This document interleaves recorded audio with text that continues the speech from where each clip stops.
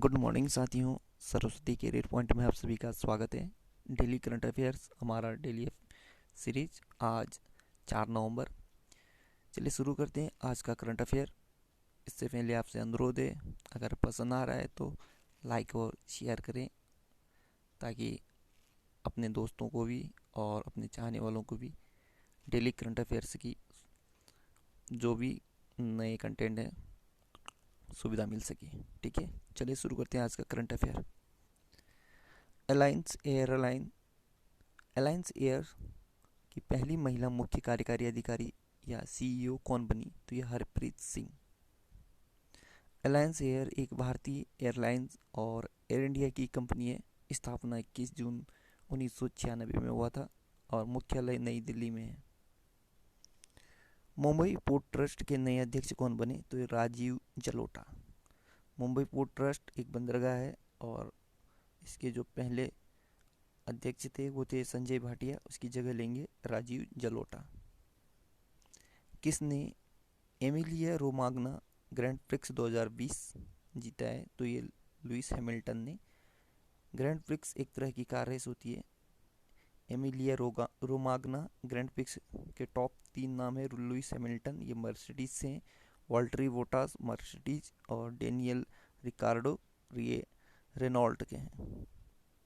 विश्व शाकाहारी दिवस कब मनाया जाता है? तो 1 नवंबर को मनाया जाता है। विश्व शाकाहारी दिवस का उद्देश्य शाकाहारी भोजन में लोगों की रुचि को बढ़ावा देना है। मांसाहारी होने से कई तरह की बीमारियां पैदा हो सकती हैं, जबकि शाकाहारी भोजन से कई तरह की गंभीर बीमारियों से बचाव किया जा सकता है। तूफान गोनी ने सबसे ज़्यादा किस देश को प्रभावित किया है? तो ये फिलीपींस को। फिलीपींस एशिया महाद्वीप में स्थित है। राजधानी मनीला। करेंसी फिलिपिनो पीसो और राष्ट्रपति हैं रोड्रिगो दुतेर्ते। शॉन कॉनरी का निधन हुआ है, यह कौन थे? तो शॉन कॉनरी एक अभिनेता थे। शॉन कॉनरी जेम्स बॉन्ड की भूमिका निभाया इन्होंने और इन्हें 007 के नाम से भी जाना जाता था। मालाबार नौसैनिक अभ्यास का पहला चरण किस शहर के तट पर आयोजित किया जाएगा? तो ये विशाखापट्टनम में, तमिलनाडु में ये। ठीक, इस अभ्यास में भारत के अलावा अमेरिका, जापान और ऑस्ट्रेलिया के नौसैनिक भाग लेंगे और मालाबार नौसैनिक अभ्यास का उद्देश्य चारों देशों के बीच आपसी सहयोग और सैन्य शक्ति का प्रदर्शन करना है। विशाखापट्टनम आंध्र प्रदेश में स्थित है। किस राज्य में भारत का पहला टायर पार्क स्थापित किया जाएगा? तो ये पश्चिम बंगाल में। पश्चिम बंगाल में भारत का पहला टायर पार्क बनेगा, जहां पर बेकार हो चुके टायरों और उसके खराब हिस्सों से बनी कलाकृति का प्रदर्शन किया जाएगा। पश्चिम बंगाल, राजधानी कोलकाता। मुख्यमंत्री ममता बनर्जी, ये तृणमूल कांग्रेस से। गवर्नर जगदीप धनखड़ हैं। मुख्य न्यायाधीश है TBN Radhakrishnan. Lok Sabha seat 42, Rajya Sabha seat 16, विधानसभा सीट 294 है। 5 पड़ोसी राज्य हैं असम, सिक्किम, बिहार, झारखंड, उड़ीसा। 3 पड़ोसी देश बांग्लादेश, नेपाल और भूटान। याद रखना, 5 पड़ोसी राज्य और 3 पड़ोसी देश। राजकीय पशु है फिशिंग कैट। राजकीय पक्षी किंगफिशर। राजकीय वृक्ष डेनियल वृक्ष है।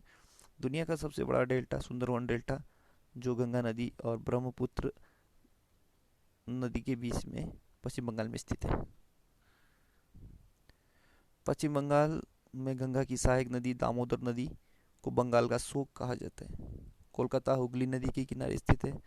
कर्क रेखा पश्चिम बंगाल राज्य से होकर गुजरती है और भारत के कुल 8 राज्यों से होकर गुजरती है। ठीक, ये 8 राज्य हैं: गुजरात, राजस्थान, मध्य प्रदेश, छत्तीसगढ़, झारखंड, पश्चिम बंगाल, त्रिपुरा और Mizoram. Athletics federation of India के नए अध्यक्ष कौन बने हैं?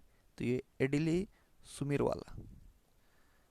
Athletics athletics federation of India, ये भारत का एथलेटिक्स के शीर्ष संगठन है। स्थापना 1946 को हुआ था। मुख्यालय नई दिल्ली में है।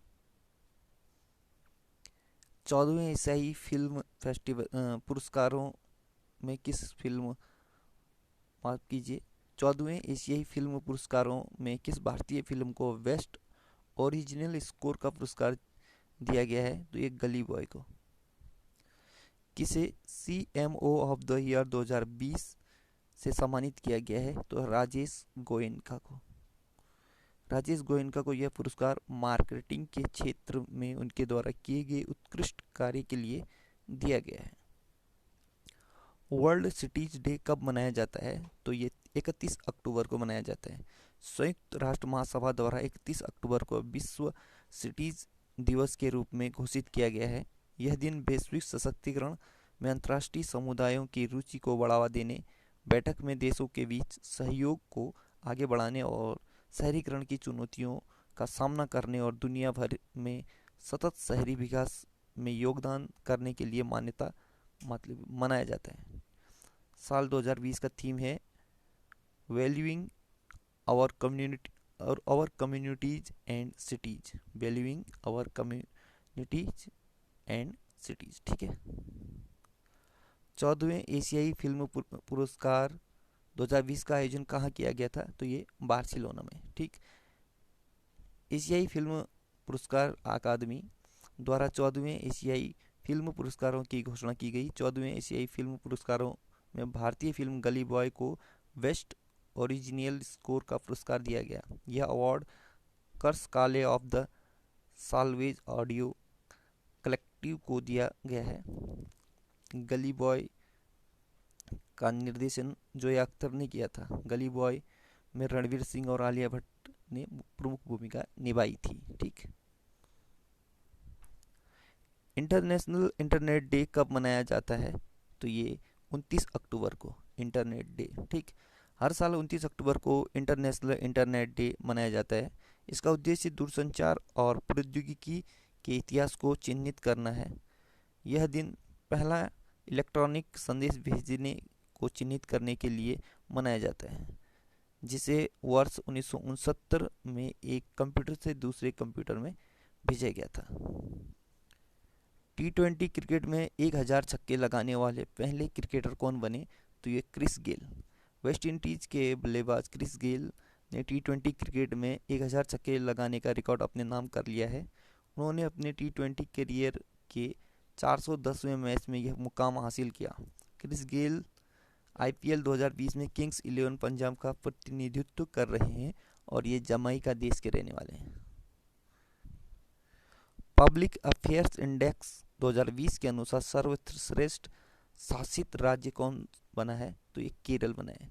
पब्लिक अफेयर्स सेंटर ने पब्लिक अफेयर्स इंडेक्स 2020 जारी किया है।